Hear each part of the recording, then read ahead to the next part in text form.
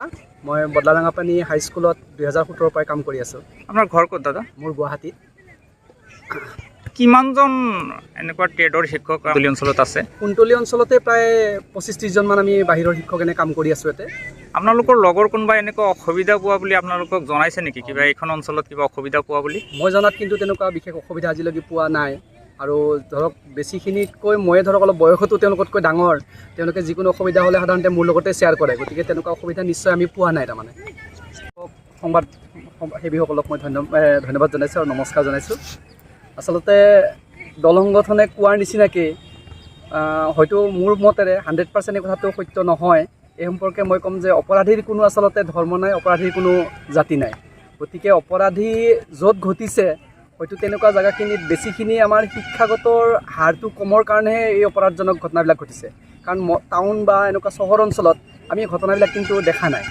মোৰ ক'ব লগা এইখিনিয়ে, তাৰমানে এই 7 বছৰত মোৰ যিখিনি অভিজ্ঞতা, যে জ্যেষ্ঠসকলে আমাক মানে তেওঁলোকৰ ভাতৃসুলভ যিখিনি আমাক মৰম দিছে আৰু বন্ধু বা মোতকৈ কনিষ্ঠ যিখিনি আছে তেওঁলোকে নিশ্চয় আমাক অলপ জ্যেষ্ঠ বুলি তেওঁলোকে মান সন্মানে আদৰি আছে।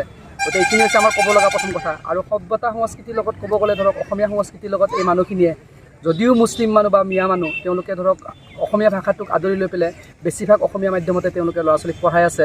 আৰু অসমীয়া সংস্কৃতি বিহু তিথি বা এনেকুৱা ধৰণৰ দিৱসবিলাকো তেওঁলোকে পাতাৰ মানে চিন্তা কৰি আছে। কিন্তু আমি অসমীয়া সমাজখনে তেওঁলোকক কিমান সুবিধা দিব পাৰিছোঁ বা হিন্দু সমাজখনে আমি কিমান তেওঁলোকক সুবিধা দিব পাৰিছোঁ বা নাজানা কথা তেওঁলোকক শিকাই বুজাই ল'ব গ'লে ধৰক ল'ব পাৰিছোঁ, সেইটো আমাৰ ডাঙৰ এটা মানে প্ৰশ্ন থাকি গ'ল। তথাপিতো ধৰক তেওঁলোকে নিজাকৈ কিছু শংকৰদেৱৰ ঐতিহ্যকো বজাই ৰাখিছে, যেনেকৈ নাও খেলটো আজি তেওঁলোকে কিন্তু জীয়াই ৰাখিব যত্ন কৰি আছে। মই শিক্ষাবৃত্তিৰ লগত জড়িত ব্যক্তি হিচাপে মই ধৰক এই কথাটোত মই মানে যিহেতু গণতন্ত্ৰ এখন দেশত, ধৰ্মনিৰপেক্ষ দেশ এখনত এই বস্তুটো কোৱাটো দল সংগঠনে তেওঁলোকৰ কি স্বাৰ্থত কৈ আছে কথাখিনি মই ঠিক ধৰিব পৰা নাই। আৰু সেইটো তেওঁলোকৰ নিজস্ব মতবাদ। গতিকে এই সম্পৰ্কে মই বিশেষ মতামত নিদিম এই সম্পৰ্কে। তাৰমানে গতিকে আৰু খেদাটোতো কথা আহি নপৰে, কোনো দল সংগঠনৰ কোনো জাতি বা কোনো ধৰ্মক এনেকৈ খেদিব কথাটো আহি নপৰে। কাৰণ ধৰ্মনিৰপেক্ষ দেশ এখনত নিশ্চয় সকলো ধৰ্মৰে ইয়াতে বসবাস কৰাৰ অধিকাৰ আছে। 2017 পৰা আজি প্ৰায় 7 বছৰৰো অধিক কাল এই অঞ্চলতে মই কাম কৰি আছোঁ। বিশেষকৈ গৰৈমাৰী, কুন্তলী, বদলা, চুপামাৰী এই অঞ্চলটোতে মই কাম কৰি আছোঁ। আজিলৈকে মই হিন্দু মানুহ হিচাপে বেছিখিনি মুছলমান অধ্যুষিত অঞ্চল, তাত কিন্তু মই আজিলৈকে কোনো ধৰণৰ অসুবিধা পোৱা নাই। যদি ক'ৰবাত সৰু কিবা ঘটনা ঘটিছে, এইবিলাক ঘটনা আমি কিন্তু গম পোৱা নাই।